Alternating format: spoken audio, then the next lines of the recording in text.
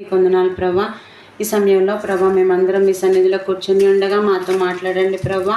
దేవా, మీ వాక్యం ద్వారా మాతో మాట్లాడండి. మీరు మాట్లాడితే మేము బ్రతుకుతాం ప్రభా. తండ్రి, మీ వాక్యంలో ప్రభా జీవం ఉంది తండ్రి. దేవా, మరి నా మాటలను కొట్టివేసి ప్రభా ఏదైతే ప్రభా మరి మేము వినాలని మీరు ఆశపడుతున్నారో ప్రభా మీ యొక్క మాటగా మీరు అనుగ్రహించమని కోరుకుంటూ, దేవా ఎటువంటి డిస్టర్బెన్సెస్ లేకుండా మీరే సహాయం చేయండి. పరిశుద్ధాత్మ సహాయాన్ని అందించమని కోరుకుంటూ యేసు నామములో ప్రార్థించి వేడుకుంటున్నాను తండ్రి, ఆమేన్.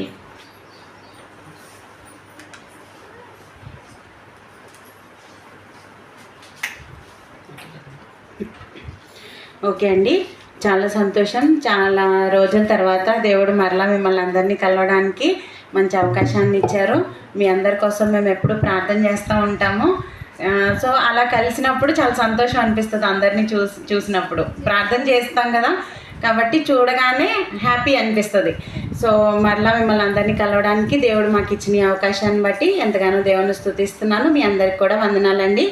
ఈ సమయంలో మనము వాక్య భాగాన్ని చూసుకుందాం. వాక్య భాగాన్ని చూసుకోబోయే ముందు ఒక మాట నేను మీతో చెప్పాలని ఆశపడుతున్నాను. మనందరం ఇక్కడ కూర్చున్నాము అంటే ఏం చేస్తున్నామండి? మనం భక్తి కదా, భక్తి చేసేవాళ్ళం, అవునా? మనం దేవుని యొక్క భక్తిలో ఉన్నాం. అందుకే మనందరం ఈరోజు ఆదివారాన్ని ఇక్కడ దేవుని సన్నిధిలో కూర్చున్నాం. ఒకవేళ భక్తి చేయని వాళ్ళం అయితే ఎక్కడుండే వాళ్ళం? ఇప్పుడు ఏ సినిమా హాల్లోనో, లేకపోతే తాగేవాళ్ళు తాగుడు ప్లేసుల్లోనో, ఎక్కడెక్కడో రకరకాల ప్లేసెస్ చూసుకుంటూ ఉండేవాళ్ళు, అవునా? కానీ ఈరోజు మనం ఇక్కడ కూర్చున్నామంటే మనం ఎవరం? భక్తి పరులు, అవునా? అయితే ఈరోజు నేను అంటే ముందే ఎందుకు హింట్ ఇస్తున్నానంటే, నేను మెసేజ్ చెప్పేంతసేపు మీకు అది మైండ్లో ఉంటుందని. మనందరం భక్తి చేస్తున్నాం, కరెక్టే కదా. ఇందాక సిస్టర్ పాట కూడా పాడారు, ఏంటంటే యేసుక్రీస్తు ప్రభువారు రాబోతున్నారు, మనం ఏంటి సిద్ధంగా ఉన్నామా అని చెప్పేసి పాట పాడారు కదా. సో అది మనం యేసుక్రీస్తు ప్రభువారిని ఎదుర్కోవాలి అంటే మరి మన భక్తి సరిపోతుందా? రెండు రకాలైనటువంటి భక్తి నేను చెప్తాను. రెండు కూడా భక్తి చేస్తున్న వాళ్ళే, కానీ ఎవరు ఎదుర్కొనేటువంటి భక్తి చేస్తున్నారో, ఎవరు నార్మల్ భక్తిలో ఉన్నారో మనం చూద్దాం. ఈరోజు మనల్ని మనం పరిశీలించుకుందాం. ఇక్కడ ఎవరు మెసేజ్ చెప్పేవాళ్ళు ఏం పెద్ద గొప్పోళ్ళు కాదు, అర్థమైందా? మనందరం కూడా నేర్చుకోవాల్సిన వాళ్ళు. ఇప్పుడు దేవుడు మాట్లాడుతున్నాడు అంటే నాలో ఏమన్నా లోపం ఉంటే నేను సరి చేసుకోవాలి, మీలో ఏమన్నా లోపం ఉంటే మీరు సరి చేసుకోవాలి. కాబట్టి ఈరోజు మనం ఎలాంటి భక్తి కలిగి ఉన్నాము, యేసయ్యను ఎదుర్కొనేటువంటి భక్తి మనకు ఉందా అనేది మనం చూసుకుందాము. దానికోసం మనం లూకా సువార్త 2వ అధ్యాయము 36 నుంచి 39 వరకు 38 వరకు 2 వచనాలు, 36, 37, 38 అండి, 3 వచనాలు. ఎవరన్నా దయచేసి చదివి సహాయం చేస్తారా? లూకా సువార్త 2వ అధ్యాయము 36 నుంచి 38 వరకు చదవండి. మరియు ఆషేరు గోత్రకురాలను కనీయేలు కుమార్తెయునైన అన్నా అను ఒక ప్రవక్తి ఉండెను. ఆమె కన్యత్వము మొదలు 7 ఏండ్లు పెనిమిటితో సంసారము చేసి బహుకాలము గడిచినదై 84 సంవత్సరములు విధవరాలై ఉండి దేవాలయము విడువక ఉపవాస ప్రార్థనతో రేయింబగళ్ళు సేవ చేయుచుండెను. ఆమె కూడా ఆ గడియలోనే లోపలికి వచ్చి దేవుని కొనియాడి యెరూషలేములో విమోచన కొరకు కనిపెట్టుచున్న వారందరితో ఆయనను గూర్చి మాట్లాడుచుండెను. చాలమ్మా, థ్యాంక్ యూ. ఇక్కడ మనం చూస్తే ఇక్కడ ఒక స్త్రీ గురించి మనకి రాయబడి కనిపిస్తూ ఉంది కదా. మనందరికీ ఇది సుపరిచితమే అనుకుంటున్నాను. జనరల్గా మామూలుగా మనం లూకా సువార్త కనుక ధ్యానించుకుంటూ వెళ్తే ఈ 2 వచనాలే కదా అని మనం పెద్దగా పట్టించుకోము, వెళ్ళిపోతూ ఉంటాము. కానీ నిజంగా నేను ఒకసారి మామూలుగా చదువుతూ ఉన్నాను, రోజు నా వాక్యం చదువుకునే భాగంలో ఇది చదువుతున్నప్పుడు భలే స్పెషల్గా అనిపించింది నాకు. ఆమె గురించి 3 వచనాల్లో ఉంది, కానీ ఎంత గొప్ప భక్తి చేసిందో నిజంగా నేను ఆలోచించుకున్నా, మనం ఇట్లాంటి భక్తి చేయగలుగుతున్నామా లేదా అని. సో మనం ఫస్ట్ చూస్తే ఈమె గురించి మొదటగా ఆమె భౌతికపరమైన విషయాలు, అంటే ఆమె ఎవరి కుమార్తె, లేకపోతే ఇవి మనకి ఇంట్రడక్షన్ ఇచ్చారు. నిజంగా అండి, బైబిల్ ఎప్పుడు కూడా గొప్పది అనడానికి ఇదే సాక్ష్యం. ఏంటి అనగనగా ఒక రోజు ఒక అమ్మాయి ఉందంట, ఇలా రాయలేదు ఎప్పుడు బైబిల్లో ప్రతిదీ కూడా గోత్రం ఏంటి, లేకపోతే ఆ మనిషి పేరేంటి, ఏ కాలంలో ఉన్నాడో మొత్తం చరిత్రతో సహా మనకు కనిపిస్తుంది. కాబట్టి నమ్మయోగ్యమైనటువంటి పుస్తకం ఇది. ఓకేనా? సో ఇది దేవుడు రాపిచ్చిన పుస్తకం అని మనకు బాగా అర్థమవుతుంది. సరే, 36వ వచనంలో చూస్తే, మరియు ఆషేరు గోత్రికురాలును పెనూయేలు కుమార్తెయునైన అన్న అను ఒక ప్రవక్తియుండెను. ఇక్కడ 3 విషయాలు ఆమె గురించి మనకు కనిపిస్తుంది. ఒకటి, ఏం గోత్రం అంటామా? ఆషేరు గోత్రం. ఆషేరు గోత్రం అనగానే ఇశ్రాయేల్లో ఎన్ని గోత్రాలండి? 12 గోత్రాలు మనకు కనిపిస్తాయి. అవునా? ఆ 12 గోత్రాల్లో ఒక గోత్రం ఏంటి అంటే ఆషేరు గోత్రం. చాలా మంచిగా ఆశీర్వదించబడిన గోత్రం అనమాట అది. సో ఆ గోత్రంలో నుంచి ఈమె వచ్చిందంట. వాళ్ళ తండ్రి గారి పేరేంటి? పెనూయేలు కుమార్తె. అంటే ఆషేరు గోత్రికురాల్లో కనీసం ఒకవేళ వాళ్ళ తండ్రి గారు అంత పెద్ద చెప్పుకోదగ్గోళ్ళు కాకపోతే ఆయన పేరు కూడా ఏం రాయించేవాళ్ళు కాదు మోస్ట్లీ, నాకు తెలిసి. కానీ ఇక్కడ ఆషేరు గోత్రంలో పెనూయేలు అనే ఒక వ్యక్తి ఉన్నాడు. ఆయన యొక్క కుమార్తె అన్న అని చెప్పేసి ఇక్కడ మనకు కనిపిస్తుంది. అంటే ఈ మా యొక్క ఫ్యామిలీ బ్యాక్గ్రౌండ్ కూడా మంచిగా మనకి చాలా చక్కగా రాయబడి ఉంది కదా.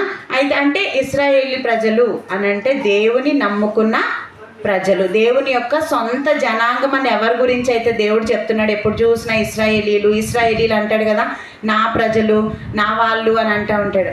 సో అలాంటి గోత్రంలో పుట్టిన ఒక ఆమె అన్న. అయితే ఈమె గురించి ఒక మాట ఉంది. ఏంటి అంటే ఈమె ఎవరంట? ప్రవక్త్రి. ప్రవక్త అంటే ఏంటండి?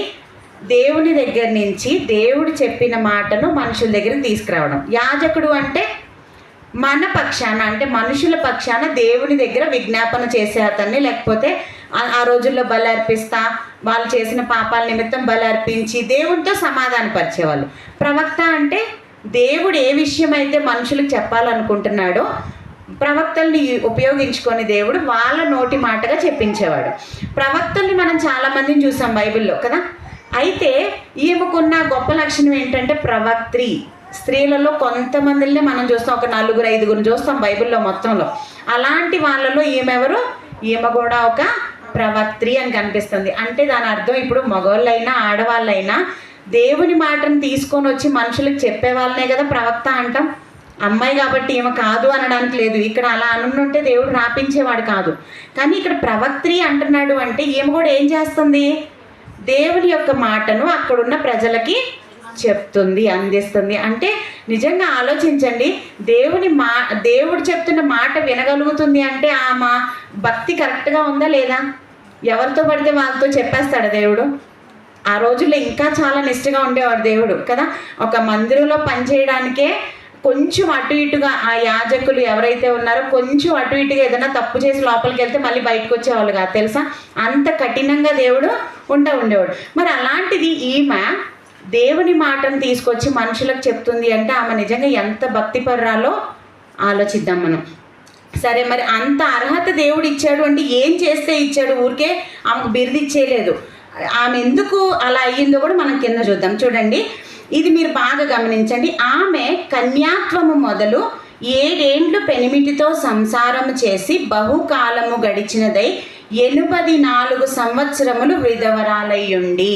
ఏంటంటే అండి, మీకు లెక్కలు ఈజీగా ఉండడానికి చెప్తున్నా. ఈ రోజుల్లో మనకంటే 25 సంవత్సరాలు 22 సంవత్సరాలు వచ్చాక పెళ్ళిళ్ళు చేస్తున్నారు. ఆ రోజుల్లో మన అమ్మమ్మ తాతలు ఆ రోజుల్లో కూడా 11 సంవత్సరాలు 12 సంవత్సరాలు పెళ్ళిళ్ళు చేసేవాళ్ళు. అవునా? ఇంకా ఇది ఎప్పుడుది? యేసుక్రీస్తు ప్రభువారు పుట్టినప్పుడు కాలంది ఈ యొక్క వాక్య భాగం, మనం చూస్తున్న వాక్య భాగం కదా. మరి అప్పుల్లో ఆడవాళ్ళకి ఇంకా 10 సంవత్సరాలు 11 సంవత్సరాలు రాగానే అనుకుందాం, ఒకవేళ 10-11 సంవత్సరాలు పెళ్లి చేశారు అనుకుందాం, మనం లెక్కలు పెట్టుకుందాం, 11 సంవత్సరాలు అనుకుందామండి. అనుకుంటే ఎన్ని సంవత్సరాలు తన భర్తతో కాపురం చేసిందంట? ఆమె కన్యాత్వము మొదలు 7 ఏండ్లు పెనిమిటితో సంసారం చేసి, అంటే 7 సంవత్సరాలు సంసారం చేసింది. ఓకేనా? తర్వాత ఏమైంది? వాళ్ళ భర్త చనిపోయాడు. అంటే అప్పటికి 7 సంవత్సరాలు అంటే 11 + 7 ఎంత? 18 సంవత్సరాలు. అట్లా పెట్టుకొని ఉండండి. ఇప్పుడు సంసారం చేసి బహుకాలము గడిచినదై 84 సంవత్సరములు విధవరాలు. 84 + 18 84 + 18 దాదాపు 105, 102, 103. ఇంకా మనం అటు ఇటుగా అంచనా వేసుకుంటే అంతవరకు వస్తుంది. ఓకేనా? ఇంకా మనం చెప్పిన దానికి అటు ఇటు 2-3 సంవత్సరాలు ఇదిగా ఉండుంటుంది. అంటే ఆలోచించండి, ఒక 100 సంవత్సరాల ఆమె మనకి ఇక్కడ కనిపిస్తుంది. అవునా? పాపం పెళ్ళయింది, 7 సంవత్సరాలు మాత్రమే తను సంతోషంగా ఉండగలిగింది. తర్వాత ఏమైంది? భర్త చనిపోయాడు. భర్త చనిపోయాక ఎన్ని సంవత్సరాలు? 84 సంవత్సరాలు విధవరాలుగా ఉంది. ఇది మనకి బాగా ఆలోచించాల్సిన విషయం. ఎందుకో తెలుసా అండి, జనరల్గా చూడండి, ఇప్పుడు మహా అయితే 18 సంవత్సరాలు అనుకున్నాం కదా, అంటే భర్త చనిపోయినప్పటికి 18 సంవత్సరాల అమ్మాయికి భర్త చనిపోయాడు అంటే చుట్టుపక్కల వాళ్ళు ఏం చెప్పుకుని ఉంటారు? పిల్లలు కూడా అక్కడ ఉన్నారన్నట్లు ఏం కనిపించలేదు. జనరల్గా రకరకాల జనాలు ఉంటారు మన చుట్టుపక్కల. ఒకళ్ళు అంటారు వచ్చి, ఏమా మీ అమ్మాయికి ఇంకొక పెళ్లి చేయొచ్చు కదా, చిన్న ఆమె కదా అంటారా లేదా? ఇంకొకళ్ళు వచ్చి ఏమంటారు? అందరూ ఒకలా మాట్లాడతారా అండి? సమాజం ఎలా ఉంది? ఇంకొకళ్ళు వచ్చి అంటారు, ఏం పాపం చేసావో నీకు ఇలా అయిపోయింది చూడు, అందరు కాపురాలు బాగున్నాయి, నువ్వేదో తప్పు చేసి ఉంటావు, అందుకే దేవుడు నీకు ఈ శిక్ష వేశాడు అని ఒక పక్క దెప్పుపోటు మాటలు అంటారు చూడండి. అంటే అవతల వాళ్ళని బాధ పెట్టాం అట్లా చెప్పుంటారు. ఇంకొకళ్ళు వచ్చి అలా రకరకాల మాటలు వినపడుతున్నాయా లేదా? ఈ రోజుల్లో ఎంత టెక్నాలజీ డెవలప్ అయితేనే జనాలు ఎన్నో రకాలుగా మాట్లాడుతున్నారు. అంటే అప్పటికి అసలు ఏం లేదు కదా, ఇంకా మూఢనమ్మకాలు ఎక్కువ ఉండేవి, అవునా? సో అలాంటి పరిస్థితుల్లో చుట్టూ ఏమి వినిపిస్తున్నాయి? ఒకళ్ళు అంటున్నారు, ఇంకొకళ్ళు ఇంకొక మాట అంటున్నారు. ఇవన్నీ వింటున్న ఆమె, నేను ఎందుకు బ్రతకాలి, నేను చచ్చిపోతే బాగుండు కదా అనుకుందా? ఒకవేళ అలా అనుకుని ఉంటే 80 సంవత్సరాలు ఇక్కడ ఈ విధవరాలుగా ఉండేదా? ఉండేది కాదు కదా. 18 సంవత్సరాలతోటే ఆమె జీవితం అయిపోయేది. ఇటు తిట్టే వాళ్ళని పట్టించుకోలేదు, ఇటు ఇంకొకళ్ళు వచ్చి పెళ్లి చేసుకోమ్మా ఇంకొకటి అని మంచి, అంటే కుటుంబ సభ్యులు ఎవరైనా ఉంటారు కదా మంచి మాటలు చెప్పేవాళ్ళు, కొంచెం వాళ్ళు చెప్పినా వద్దు, ఇంకా చాలు, ఇంకా మళ్ళీ వివాహం చేసుకొని ఈ జీవితం కోసం కాదు, ఆమెకంటూ ఒక లక్ష్యం ఉంది. ఏంటో తెలుసా అది? అప్పటికి యేసుక్రీస్తు ప్రభువారు వస్తారని మనం మలాకీ గ్రంథం ఆఖరి గ్రంథం కదా పాత నిబంధనకి, దానికి మత్తయి సువార్తకి అంటే యేసుక్రీస్తు ప్రభువారి జననానికి మధ్యలో 400 సంవత్సరాలు సైలెంట్గా ఉంటుంది అనమాట. ఏంటంటే మళ్ళీ యేసుక్రీస్తు ప్రభువారు వస్తారు అని యెషయా గ్రంథం, ఇర్మియా గ్రంథం, ఇక్కడంతా మనం ప్రవచనాలు వింటాం కదా. సో ఇజ్రాయెల్ ప్రజలందరూ దేనికోసం ఎదురు చూస్తున్నారో తెలుసా? అప్పుడు మా విమోచకుడు వస్తాడు, అందరూ ఎదురు చూస్తున్నారండి. ఇజ్రాయేలీలందరూ వస్తాడు, ఎప్పుడు వస్తాడో తెలియదు, ఏం ఇక్కడ అని రాయబడలేదు, కానీ ఏమని రాయబడింది? కన్యక గర్భాన వస్తాడు అని. సో ఈమె కూడా అలానే ఎదురు చూస్తుంది. ఏంటి? యేసుక్రీస్తు ప్రభువారు వస్తారు, ఇంకా చాలులే జీవితం ఇంతవరకు అయిపోయింది, 7 సంవత్సరాలతో నా జీవితం ఇంకా అయిపోయింది, కానీ ఇంకా మళ్ళీ పెళ్లి చేసుకొని మళ్ళీ జీవితాన్ని ఇట్లా వద్దు, నేను దేవుని కోసం ఎదురు చూస్తాను, నా విమోచకుడి కోసం నేను ఎదురు చూస్తాను అనుకుని సైలెంట్గా అలా ఇంట్లో ఏమన్నా కూర్చుందా అంటే కాదు. కింద వచనాల్లో మనం చూస్తే, దేవాలయమును విడువక ఉపవాస ప్రార్థనలతో రేయింబగళ్ళు సేవ చేయుచుండెను. ఏంటంట? దేవాలయం విడిచిపెట్టలేదంట, తర్వాత ఉపవాస ప్రార్థనలు చేస్తుందంట అండి, రేయింబగళ్ళు సేవ చేస్తుందంట.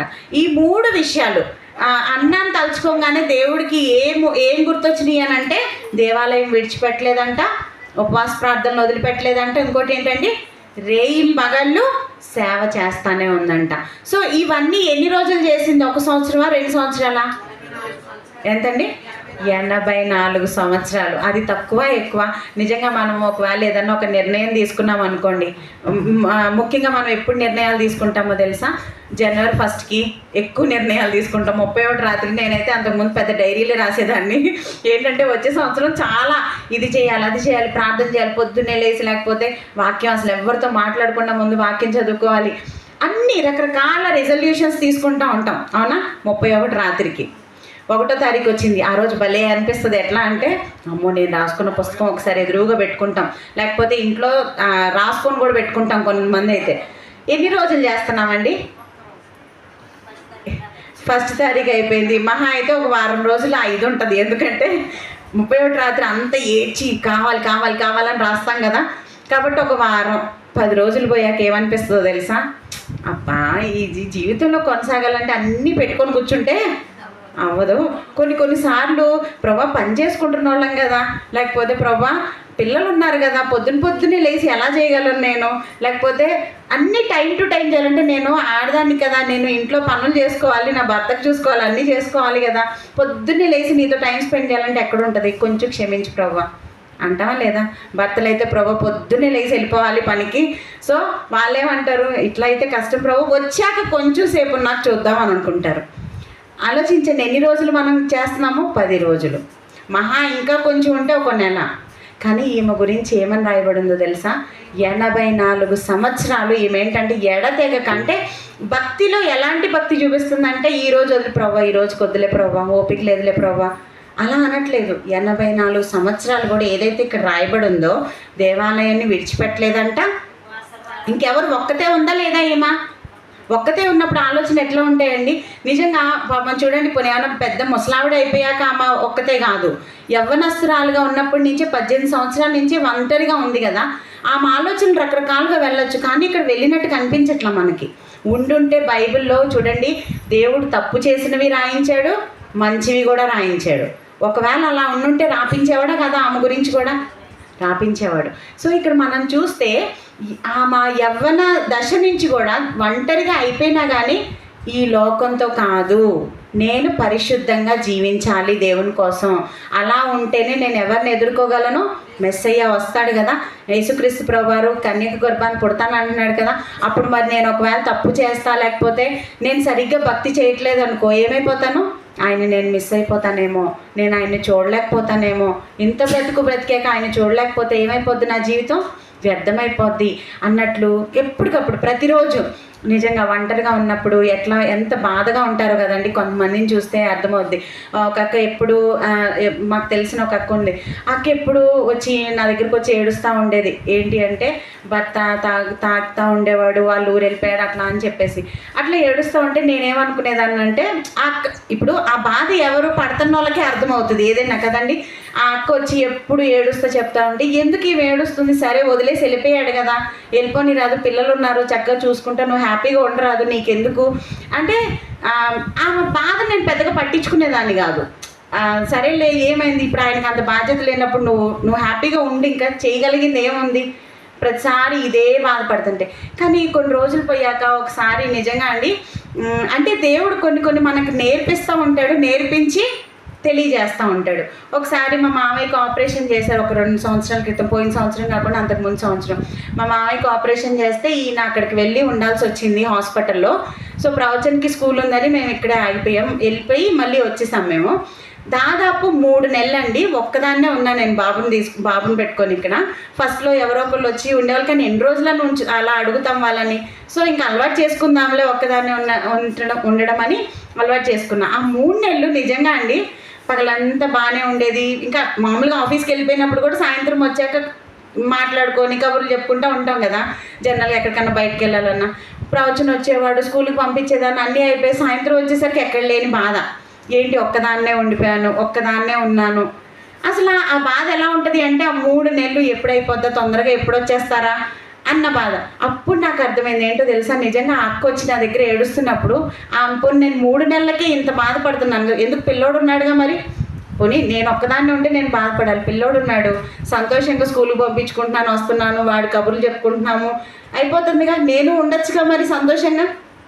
కానీ దేవుడు ఎందుకు జతగా మనకిస్తాడు, భార్యాభర్తల్ని ఎందుకు జతపరుస్తాడంటే మన సంతోషాలని, మన బాధల్ని అన్నిటినీ మనం ఏం చేయాలి? పంచుకోవడానికి కదా. అలా పంచుకున్నప్పుడు కుటుంబం ఎట్లా ఉంటుంది అంటే సంతోషంగా ముందుకు వెళ్తూ ఉంటుంది. సో అలా అది ఎప్పుడైతే నాకు అర్థమైందో, తర్వాత ఎప్పుడైనా వచ్చి అక్క ఏడుస్తున్నప్పుడు అక్కని ఓదార్చడానికి దేవుడు నాకు అది చిన్న ఏమంటారు జర్క్ అంటారు చూడండి, పెద్ద దాంట్లో కాదు, చిన్న ఒక 3 నెలలు గ్యాప్ అట్లా ఇచ్చి, అమ్మ ఇప్పుడు చెప్పెళ్ళి ఏం చెప్తావో అని అన్నాడు. అప్పటి నుంచి అక్కను ఓదార్చడానికి, అట్లాంటి వాళ్ళు ఎవరైనా వచ్చినప్పుడు ఓదార్చడానికి దేవుడు ఆ యొక్క ధైర్యాన్ని ఇచ్చాడు. అలా మరి ఆలోచించండి, 84 ఈమె గురించి చదువుతున్నప్పుడు నేను అక్కడ అదే ఆలోచించాను. ఇదంతా జరిగాక ఇది నేను చదువుతున్నాను, అమ్మో 3 నెలలకు నేను అంత బాధపడ్డాను, లేకపోతే ఆ అక్క కొన్ని సంవత్సరాలు అవుతుందని అంత బాధపడుతుంది. ఈమె ఎన్ని సంవత్సరాలండి? 84 సంవత్సరాలు. ఎట్లా ఉంటుంది ఆలోచించండి. పోనీ పగలంతా దేవుని సన్నిధిలోకి వెళ్ళి ప్రార్థన చేసుకుంది అనుకుందాం, భక్తి పర్రాలు ఉంది, వెళ్ళింది ప్రార్థన చేసుకుందాం, పాటలు పాడుకుంటుంది, పరిచర్య చేస్తుంది. రాత్రికి ఇంటికి వచ్చాకైనా అలా ఒక్కతే పడుకున్నప్పుడు ఆలోచించుతా, ఏంటి నా జీవితం ఏమైపోతుంది? మనకి పగలంతా మర్చిపోతాం, మనకున్న బాధలు కానీ శ్రమలు కానీ గుర్తురావు. ఎప్పుడు గుర్తొస్తే అలా మంచం మీద అట్లా పడుకోగానే వెళ్ళిపోతారు. కొంతమంది అయితే ఆకాశంలోకి చూసుకుంటూ ఆలోచిస్తూ ఉంటారు. అవునా? ఎందుకు? మన మైండ్ అప్పుడే పనిచేస్తుంది, మన బాధల్ని కానీ ఏదైనా సరే ఆలోచించుకోవడానికి. నాకు అనిపిస్తుంది ఏమో 84 సంవత్సరాల్లో ఎన్నిసార్లు ఏడ్చుని ఉంటుంది ఆలోచించండి. తన జీవితాన్ని గుర్తు తెచ్చుకొని ఏడ్చుని ఉండదా? భక్తి ఉంది ఇక్కడ మనకు చూస్తుంటే. ఉపవాస ప్రార్థనలు చేస్తుంది అంటుంది, దేవాలయం విడిచిపెట్టట్లేదంట, రేయింబగళ్ళు పరిచర్య చేస్తుంది కరెక్టే. కానీ మనుషులం కదా, మనిషి హృదయం ఎట్లా ఉంటుంది? ఇదిగో ఇది నీ ఒక ప్రోగ్రామ్ చేసి నీ నీ హృదయంలో పెట్టలేం కదా. మనిషి ఆలోచనలు పలు విధాలు వెళ్తూ ఉంటాయి. మరి ఎన్నిసార్లు ఏమో ఒక్కతే ఒంటరిగా కూర్చొని ప్రభువా ఏంటి నాకు ఎవ్వరు లేరా, కనీసం పిల్లలు లేరు, పోనీ భర్త లేడు, ఎవ్వరూ లేరు, నా జీవితం ఇంతేనా, నేను ఎందుకు బ్రతుకుతున్నానని ఎప్పుడు ఆలోచించుండదా? అలాంటి ఆలోచనలు వచ్చినప్పుడు కూడా నిజంగా ఆమె ధైర్యంగా ఉండి, లేదు నా దేవుడు ఉన్నాడు, నాకంటూ ఒక లక్ష్యం ఉంది, ఏంటి, మెస్సయ్యను చూడాలి, విమోచకుని చూడాలి. అది గుర్తొచ్చినప్పుడు మళ్ళీ ఉత్సాహం వస్తుంది. ఏంటి కాదు, నేను ఎందుకు బ్రతుకుతున్నానో నాకు తెలుసు. నిజంగా 84 సంవత్సరాలు బాధ వచ్చినా, ఎట్లాంటి కష్టం బాధ అనిపించినా కానీ ఆమె ఏం ధైర్యంతో ఉంది? నేను ఎందుకు చేస్తున్నాను భక్తి? నా యేసయ్యని ఎదుర్కోవాలి, ఆయన పుడతాడు, నేను ఆయన్ని చూడాలి. నిజంగా దేవుడు, అంతమంది ఎదురు చూస్తున్నారు కదండి. ఇప్పుడు మీకు అదే చెప్పబోతున్నా. ఏమి గురించి మనం చూసుకున్నాం కదా, ఎంతమంది ఎదురు చూస్తున్నారని. ఆ 12 గోత్రాల్లో చాలామంది ఉన్నారు, అవునా? ఇశ్రాయేలీలందరూ యేసుక్రీస్తు ప్రభువారి గురించి ఎదురు చూస్తూనే ఉన్నారు. కానీ తెలుసా, ఆయన్ని కన్నులారా చూచే భాగ్యం ఎవరికి వచ్చిందో తెలుసా? ఈ అన్నకు వచ్చింది. ఆ కింద వచ్చినవే మనం చదివితే, ఈమె చేసిన భక్తి వృధా అయిపోయిందా? 84 సంవత్సరాలు ఆమె పడిన బాధ, లేకపోతే బాధ ఉన్నా కానీ దేవుణ్ణి బట్టి ఏదైతే ధైర్యం తెచ్చుకుంటుందో అది వేస్ట్ అయిపోయిందా అంటే, చూడండి కింద వచనంలో ఏముంటుంది? ఆమె కూడా ఆ గడియలోనే లోపలికి వచ్చి చాలమ్మా, ఏంటంట, ఆమె కూడా ఆ గడియలోనే. ఏ గడియలో? కరెక్ట్గా యేసుక్రీస్తు ప్రభువారు 8వ రోజున సున్నతి చేయించడానికి మందిరానికి తీసుకొచ్చారండి. యేసుక్రీస్తు ప్రభువారు పుట్టారు, వీళ్ళందరూ ఎదురు చూస్తున్నారు, పుడతాడని. ఆయన పుట్టడం అయిపోయింది. వీళ్ళ తల్లిదండ్రులు 8వ రోజున మందిరంలోకి తీసుకొని వచ్చి, దేవాలయంలోకి తీసుకొచ్చి సున్నతి చేపిస్తున్నారు. యూదా శాస్త్ర ప్రకారం చేపిస్తానికి వచ్చినప్పుడు ఆయన ఈలో పైన ఏం జరుగుతూ ఉంటుందంటే, తీసుకొస్తారు. సుమియోన్ అనే ప్రవక్త యేసుక్రీస్తు ప్రభువారిని చేతిలో ఎత్తుకొని ప్రవచనం వినిపిస్తాడనమాట. ఇది జరుగుతూ ఉంది మందిరం లోపల. కరెక్ట్గా అదే గడియలో ఎవరు అడుగు పెట్టారంట లోపలికి?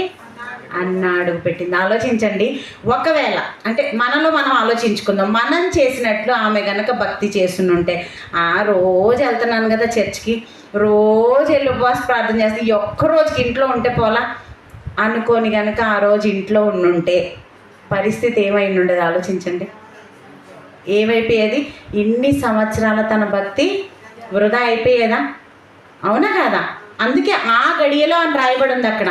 ఏ గడియలో? అక్కడ జరుగుతుంది ఒక సంతోషకరమైన విషయం జరుగుతుంది లోపల. ఎవరి కోసమైతే ఏమి ఎదురు చూస్తుందో ఆయనే ఎక్కడికి వచ్చాడు? ఏం దగ్గరికే వచ్చాడు.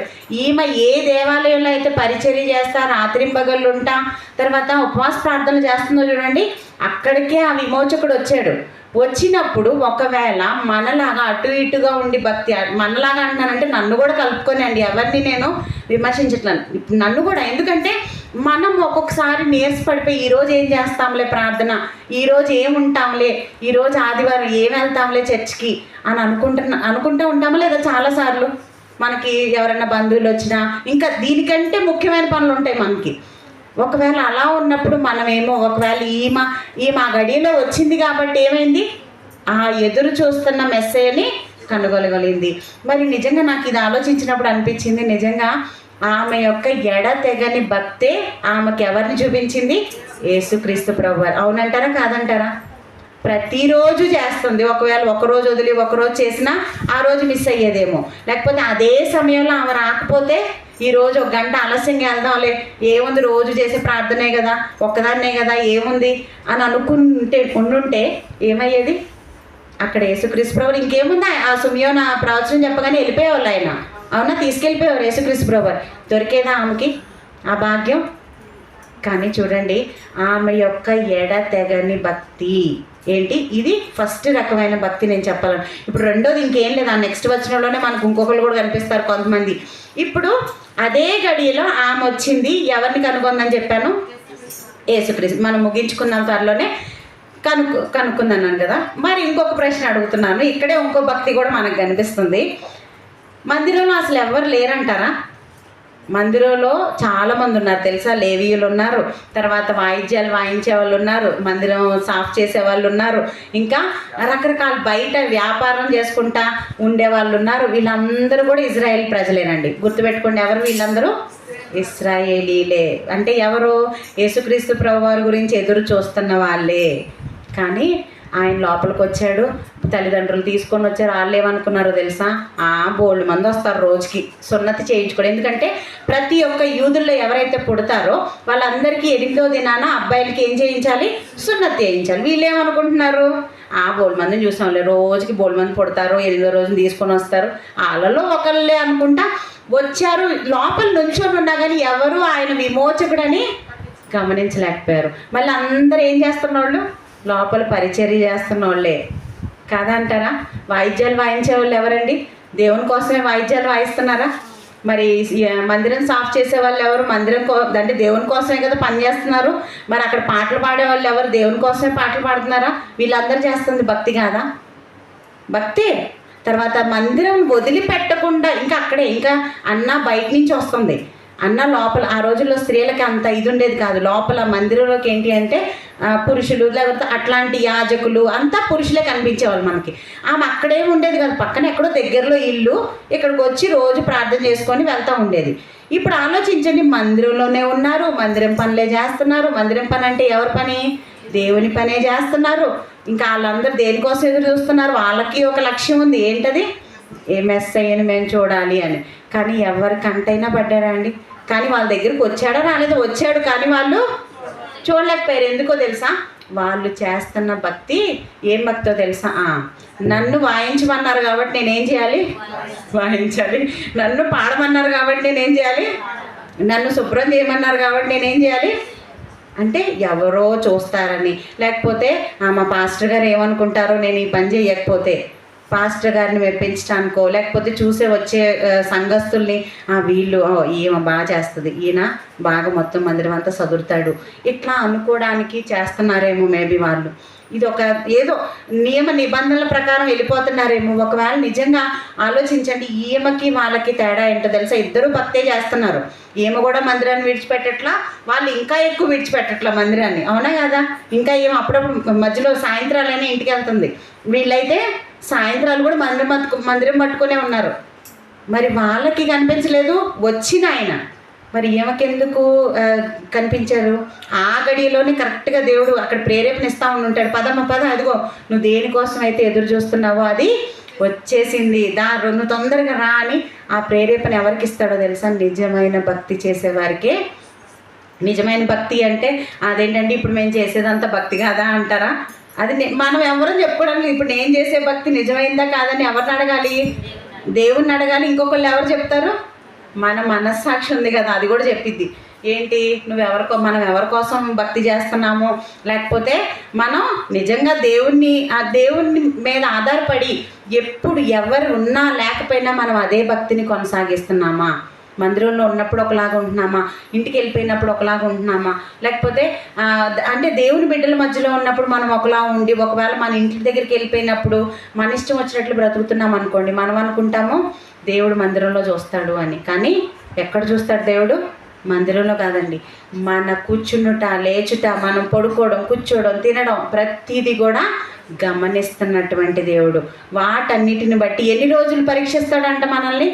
ఆమెను ఎన్ని రోజులు పరీక్షించాడు దేవుడు? ఎన్ని రోజులు చూశాడు ఆమెను? 1 రోజా 2 రోజులా? 84 సంవత్సరాలు అబ్జర్వ్ చేస్తానే ఉన్నాడు.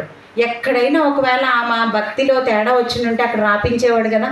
నిజంగా చూడండి, అంత భక్తి చేసి అంత చేస్తే ఎవరిని కనుగొనగలిగింది? యేసుక్రీస్తు ప్రభువాన్ని కళ్ళారా. నిజంగా అప్పుడు ఆమె ఆనందం ఎలా ఉంటుందో కదా. అంటే మనం ఎప్పుడైనా బైబిల్ చదివేటప్పుడు ఎట్లా చదవాలంటే షేర్ గోత్రికరాలు ఇట్లా కాదు. అక్కడ మనం చదువుతున్నప్పుడు ఊహించుకోవాలి. ఓకే, అక్కడ మందిరం ఉంది, అక్కడ యేసుక్రీస్తు ప్రభువాన్ని తీసుకొని వచ్చారు, ఈమె అక్కడికి వచ్చింది, ఎలా జరుగుతుందో ఇది నేను ఊహించకుండా చదివినప్పుడు అనిపించింది.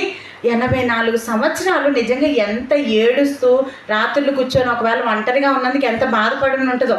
కానీ ఆమె యొక్క భక్తిని ఎక్కడా విడిచిపెట్టకుండా, ఇహలోక మాలిన్యం అంటించుకోకుండా, తర్వాత అందరూ పోయే మార్గాన్ని వెళ్ళిపోకుండా ఆమె కాపాడుకొని భక్తి చేసినందుకు ఏమొచ్చింది? ఆమె దేనికోసమైతే ఎదురు చూస్తుందో ఆ మెస్సయ్యని కల్లారా చూసి నిజంగా పట్టుకునే అవకాశాన్ని దేవుడు ఆమెకి ఇచ్చాడు. అప్పుడు ఆమె ఆనందం మామూలుగా ఉంటుందండి.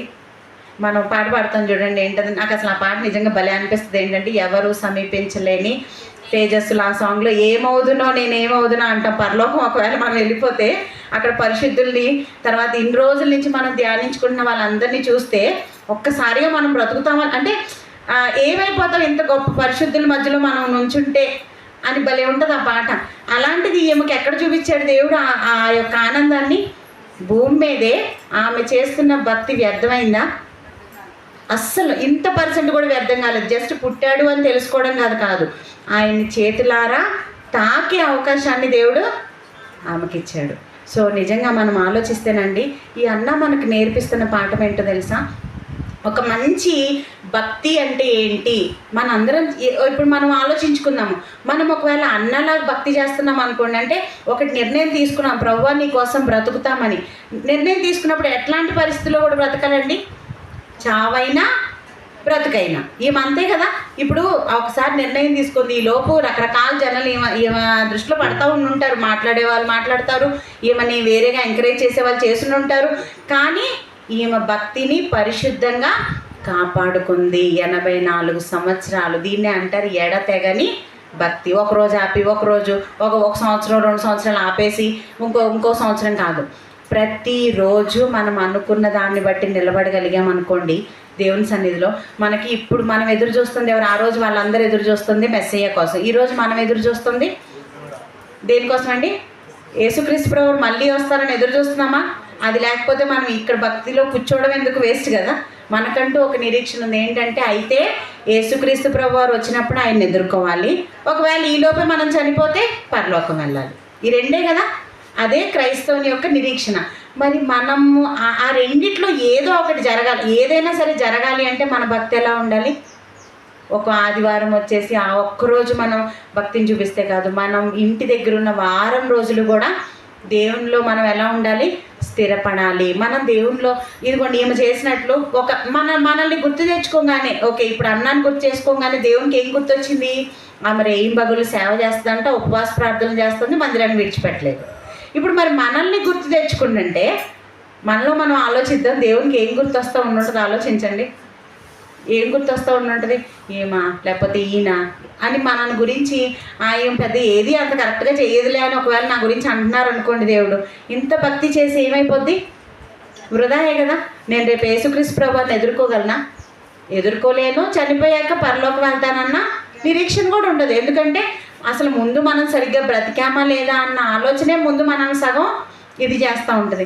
అలాంటిది దేవుడు మనల్ని గుర్తు తెచ్చుకోగానే, ఒకవేళ అన్నాన్ని గుర్తు తెచ్చుకున్నట్టు ఈమె అసలు ఎంత ప్రార్థన చేసిద్దో, లేకపోతే ఈమె చావైనా సరే తెగించైనా సరే నా కోసం సువార్త ప్రకటించడానికి వెళ్తుంది, లేకపోతే ఈయన అని ఒక్కొక్కటి మన గురించి చూడగానే ఆయనకు ఒకటి గుర్తు రావాలి. అలాంటిది మనం ఏం గుర్తు చేస్తున్నామో ఈరోజు నిజంగా మనం ప్రార్థన చేసుకొని ఈ రోజు నుంచి అయినా సరే, అయిపోయింది ఏదో అయిపోయింది. దేవుడు ఎప్పుడు కూడా సరే ఇంకా మనం పాస్ట్ ఈజ్ పాస్ట్ అంటాడు. ఎప్పుడు పాతవి గుర్తు తెచ్చుకొని ఇదిగో నువ్వు ఇలా ఇలా అని ఎప్పుడు దేవుడు అనడు. కనీసం ఈ రోజైనా మనం దేవుని మందిరంలో ఉన్నాం, ఈ రోజైనా ఒక ఒడంబడిక దేవునితో మనం చేసుకుందామా? చేసుకొని ప్రభువా ఈ రోజు నుంచి అన్నా వల్లే నా భక్తిని ఎడతెగక, ఒకరోజు కాదు, 2 రోజులు కాదు, సంవత్సరం కాదు ప్రభువా, నేను ఇప్పటి నుంచి నీ కోసం నిజంగా బ్రతుకుతాను ప్రభువా. నువ్వు నా పేరు తలుచుకోగానే ఒకలాంటి నవ్వు అంటారు చూడండి. కొంతమంది మంచి పనులు చేసిన వాళ్ళు, లేకపోతే బాగా మనకి ఇష్టమైన పనులు చేసిన వాళ్ళని గుర్తు తెచ్చుకున్నప్పుడు ఒకలాంటి సంతోషం వస్తుంది. ఎందుకు? తల్లిదండ్రులు ఉన్నారనుకోండి, ఇద్దరు పిల్లలు ఉన్నారనుకోండి, ఇద్దరిలో ఒకరు బాగా ఎప్పుడు తల్లిదండ్రులకి నచ్చినట్లు బ్రతుకుతున్నారనుకో, వాళ్ళ పేరు చెప్పగానే ఎంత నవ్వు వస్తుందో మొహంలో. అంటే అదొక ఆనందం. ఏంటి మా అమ్మాయి అన్న అలా మన పేరు తలుచుకున్నప్పుడు దేవుని యొక్క మొహంలో ఆ నవ్వు వచ్చింది అనుకోండి, ఈమె నా కూతురు నా కొడుకు చాలా బాగా పనిచేస్తాడు నా కోసం, నేనంటే ఎంత పిచ్చి ప్రేమో అని అనుకోగలిగాడు అనుకోండి, అది ఎలాంటి భక్తి? ఎడతెగని భక్తి.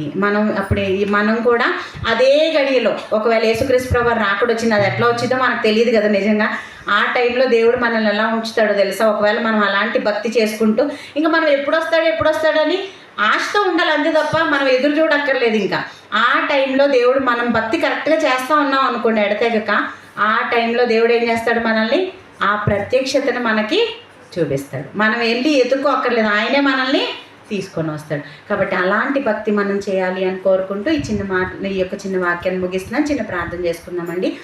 ప్రేమగల దేవా, జీవగల నాయన మీకు వందనాలు తండ్రి. ఈ సమయంలో ప్రభువా తండ్రి, మీరు మాకు ఇచ్చిన మీ యొక్క మాటలను బట్టి స్తోత్రాలు ప్రభువా. నిజమే తండ్రి, ఇక్కడ ప్రభువా మరి అక్కడ చుట్టూ ఎంతోమంది భక్తి పరులు ఉన్నారు ప్రభువా. కానీ వాళ్ళకి ప్రభా నేను ఇదిగో ప్రత్యక్షం కానటువంటి ప్రభా మెస్సీ అని ప్రభా మరి నిజంగా ఎడతెగని భక్తి చేస్తున్నటువంటి అన్నాకు మీరు చూపించారు ప్రభా తండ్రి. అటువంటి భక్తిని మేము కూడా చేయడానికి సహాయం చేయండి ప్రభా. దేవా, అన్నాన్ని జ్ఞాపకం చేసుకున్నప్పుడు మీరు ఎంత మంచి మాటలు ఆమె గురించి రాయించారో, ఆమెను బట్టి ఎంత సంతోషపడుతున్నారో ప్రభా. అటువంటి సంతోషం మమ్మల్ని తలుచుకున్నప్పుడు కూడా మీకు రావడానికి సహాయం చేయండి ప్రభా. అటువంటి భక్తిని, అటువంటి జీవితాన్ని చేస్తూ ప్రభా మరి నాయన మేము కూడా ప్రభా మరి మా భక్తి జీవితంలో ప్రభా మా లక్ష్యంని ప్రభా మేము సాధించడానికి సహాయం చేయండి. మిమ్మల్ని చూసే ఆ క్షణం కోసం ప్రభా మేము కూడా ఆ విధంగా ప్రభా ఎదురు చూడడానికి సహాయం చేయమని, భూమి మీద మీరే మాకు సహాయం చేయమని కోరుకుంటూ అటువంటి అవకాశాలని మాకు కల్పించండి ప్రభా. మనుషులం కాబట్టి ప్రభా పడిపోతూ ఉంటామేమో ప్రభా, కానీ మమ్మల్ని బలపరచండి ప్రభా. మమ్మల్ని బలపరిస్తే మేము ఏదైనా చేయగలం ప్రభా తండ్రి. మీరే మాకు సహాయం చేయమని కోరుకుంటూ యేసు నామములో ప్రార్థించి వేడుకుంటున్నాను తండ్రి. ఆమేన్. వందనాలండి అందరికీ.